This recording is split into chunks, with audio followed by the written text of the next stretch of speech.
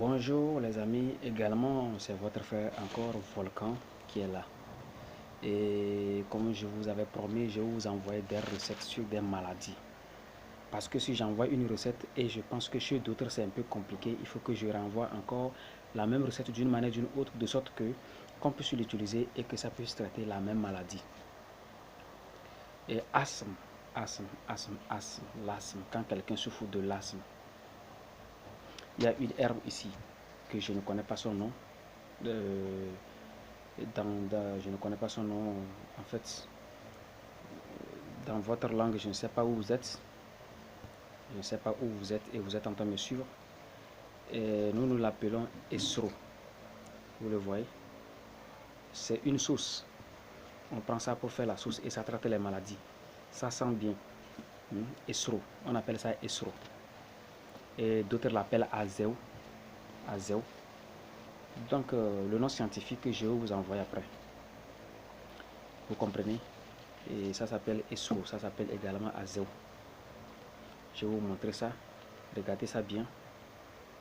Regardez comment par ici ça est.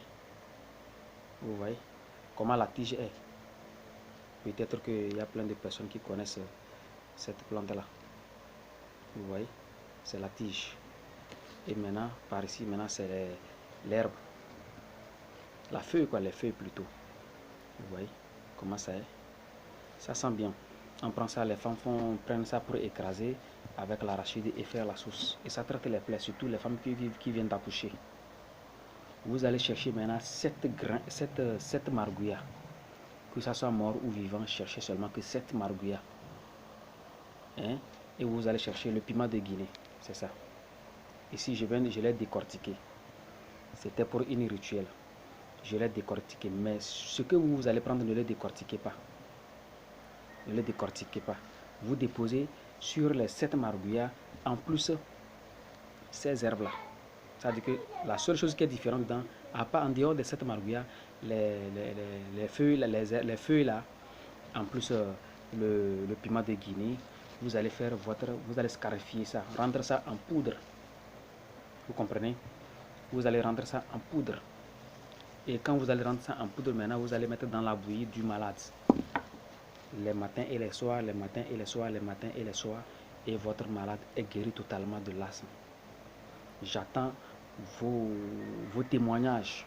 J'attends vraiment vos témoignages parce que sans vous mentir, c'est ça moi je pense pour traiter l'asthme. Et j'en ai traité plein, on n'en compte pas. J'aimerais que vous aussi, qui souffrent actuellement de cette maladie, vous puissiez vous traiter. Je le livre ici sur ma chaîne YouTube pour que les gens cessent de vous tromper. Vous allez chez d'autres personnes, ils vont prendre de l'argent pour des inutilités. Mais si vous avez le courage, envoyez les enfants pour vous chercher les margouillas. Je dis bien les margouillas, ceux qui ont la tête rouge, 7. En plus, vous cherchez le piment de Guinée. Hein? Vous cherchez le piment de Guinée. En plus, les feuilles de là, que nous appelons azéo et sro. Et vous allez scarifier le tout. Et c'est fini, ça marche. Maintenant, vous allez traiter votre malade. Vous allez mettre dans une bouillie, dans la bouillie, une cuillerée matin et soir, une cuillerée matin et soir, une cuillerée matin et soir, et vous êtes totalement guéri. Vous n'allez même plus sentir cette maladie jusqu'à votre mort.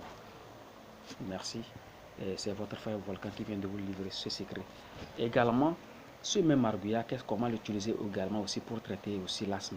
Vous allez arrêter le margouillat et quand vous l'avez arrêté, maintenant vous allez couper sa tête, ses pieds et sa queue et vous allez le préparer comme soupe. Vous allez donner aussi aux malades. Il sera traité totalement sans que cette maladie revienne. Merci beaucoup, bien des choses à vous. Si vous avez des soucis, demandez des questions, je suis là, je vais vous répondre dans vos commentaires. Merci.